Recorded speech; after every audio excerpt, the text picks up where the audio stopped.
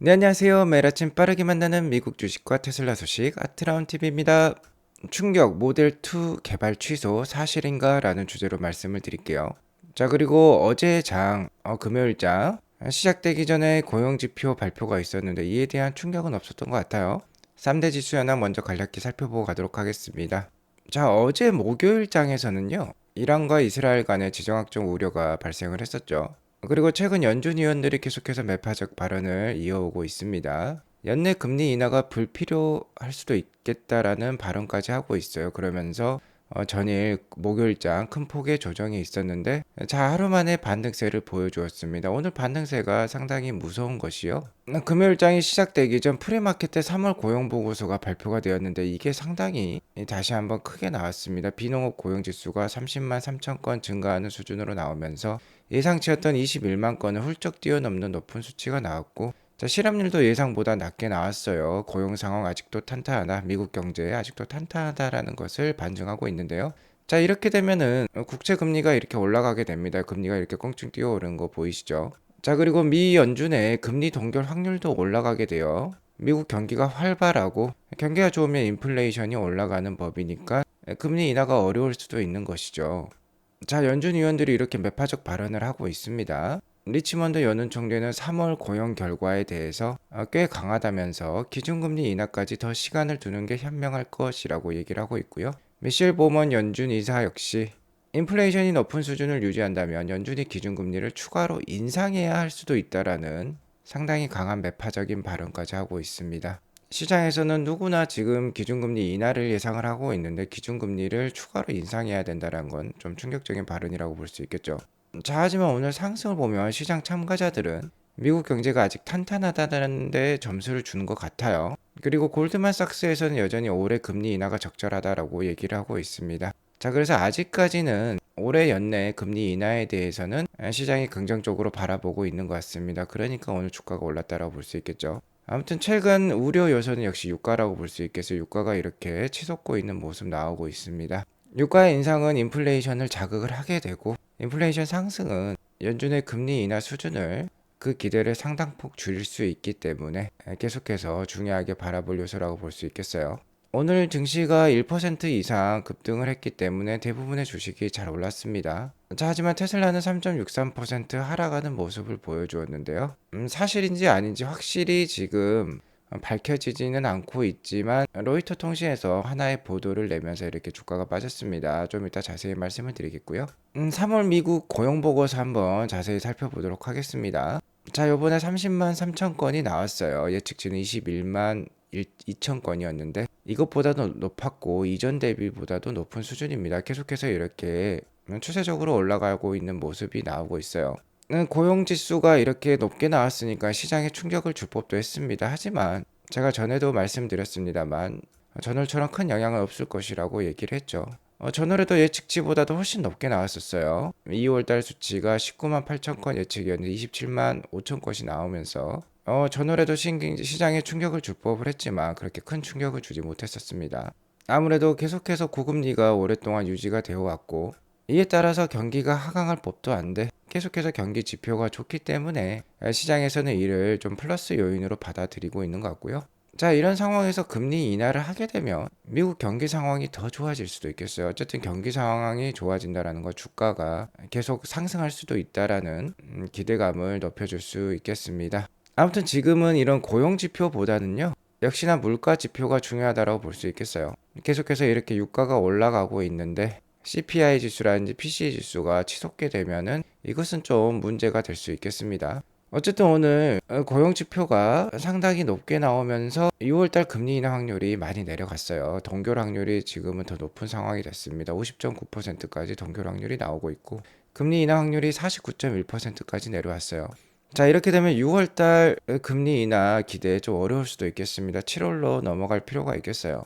하지만 아직까지 전월이었던 3월 달에 나왔던 연준의 점도표가 연내 세 차례 금리 인하를 예상을 하고 있었죠. 그 점도표가 바뀌지 않는 이상 7월이나 9월 달부터 금리 인하가 돌입해서 연내 한 세 차례 정도는 금리 인하에 돌입할 수 있을 것으로 기대가 되고요. 테슬라 일봉 차트를 보겠습니다. 오늘 로이터 통신에서 테슬라가 모델 2 개발을 취소했다라는 보도를 하면서 오늘 3.63%나 하락한 164.9불로 마감을 했는데, 자, 지금 애프터장에서 3.82%나 오르고 있습니다. 171불까지 올랐어요. 자, 이런 것을 보면 어쨌든 좀 퍼드인 것 같아요. 사실이 아닌 것으로 지금 생각이 되는데요. 뭐 다른 가능성도 있으니까 어쨌든 제가 준비한 자료 오늘 말씀을 드리겠습니다. 자, 로이터 통신에서 충격적인 보도를 하나 냈어요. 치열한 중국 EV 경쟁 속에서 테슬라는 저가형 자동차 계획을 폐기합니다. 여기 스크랩이란 말이 죠. 폐기한다라는 뜻입니다. 자, 로이터는 항상 테슬라 내부에 스파이를 숨겨둔 것 같아요. 정통한 3명의 소식통이 있다라고 합니다. 자, 이 3명이 테슬라 자동차가 제작되지 않을 것이다. 보급형 자동차 모델 2가 개발되지 않을 것이라고 얘기를 했다라고 합니다. 테슬라는 대신 동일한 소형 차량 플랫폼에서 자율주행 로봇택시를 계속 개발할 것이라고 해요. 참 이게 말인지 방구인지 모르는 그런 언어인 것 같습니다. 대부분의 테슬라 투자자들이 알고 있기로는, 자, 이 모델 2가 개발이 되면 이게 자율주행 로봇택시의 근간이 된다라고 했어요.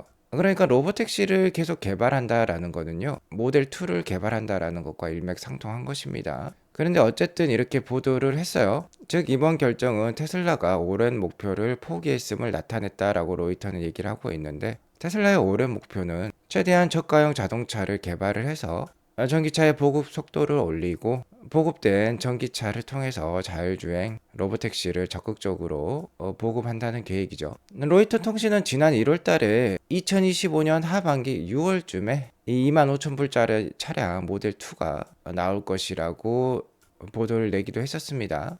그런데 이제 와서 4월 달이 되니까 돌연 취소한다라고 보도를 하고 있는데요. 이와 관련해서 일론 머스크가 트위터 즉 X에 로이터가 또 거짓말을 하고 있다라고 반박글을 올리면서 오늘 주가가 3%대 하락으로 마감을 했습니다. 이 로이터 통신의 보도 이후에는 주가가 6% 이상 하락을 하기도 했는데, 머스크의 이런 반박글이 있자 그나마 좀 말아 올렸다라고 볼 수 있겠죠. 아무튼 로이터 통신이 이러한 보도를 낸 시점이 상당히 의심스러워요. 자, 왜 그러냐면 이 로이터 통신의 원문 기사를 읽어보면은 Tesla's decision to scrap the Model 2 in a meeting happened in late February라는 말이 있거든요. 그러니까 2월 말에 모델 2 생산 계획을 취소했다라고 회의석상에서 내용이 나왔다라고 합니다. 자, 2월 말이면 거의 한 달도 더 전인데요.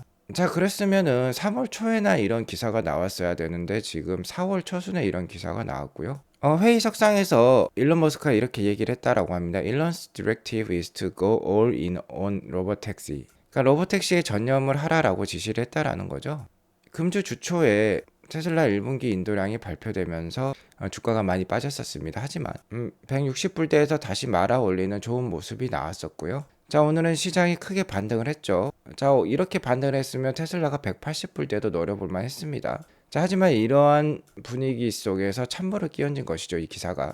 2월 말에 나온 결정을 왜 이제서야 퍼뜨리는지 참 의심스럽다고 볼 수 있겠는데요. 뭐 저 개인적인 생각은 테슬라가 반등을 하려고 하자 일부 저가에 계속해서 추매를 하고자 했던 기관들이 아무래도 이러한 미디어를 이용해서 더욱더 저가에 주식을 모아가려는 속셈인 것 같기도 해요. 일단 왜냐면 지금 애프터장에서 4% 넘게 주가가 오르고 있습니다. 자, 그리고 이 기사를 낸 분은 진현주라는 한국계 미국 분이신 것 같은데요. 테슬라에 대해서 부정적인 기사를 지속해서 많이 내오셨던 분이에요. 자, 그래서 일론 머스크의 이러한 반박과 함께 여기 보시면 로이터 is lying again이라는 표현이 있죠.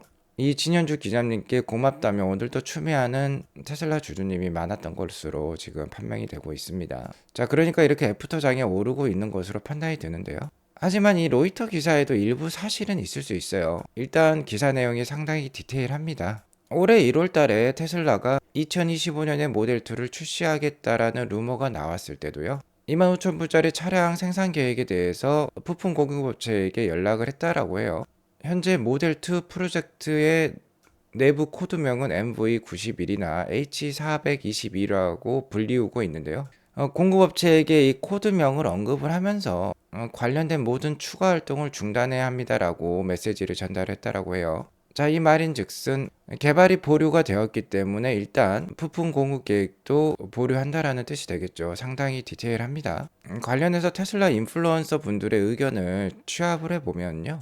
일단 모델 2 개발은 그래도 취소하지는 않을 것 같아요. 자, 이렇게 디테일한 기사가 있었지만 테슬라의 최종 목표는 2030년에 연간 한 2천만 대까지 판매를 해보려는 것이죠. 연간 2천만 대는 글로벌 1위라고 볼 수 있는 토요타의 연간 판매량의 2배 수준입니다. 자, 그러니까 이 모델 2와 같은 저가형 모델이 없으면 달성할 수 없는 목표예요. 그러니까 모델 2 개발은 취소하지 않을 겁니다. 다만 이 모델 2가 본격적으로 많이 생산될 수 있는 시점은 기가 멕시코가 준비되는 시점인데요.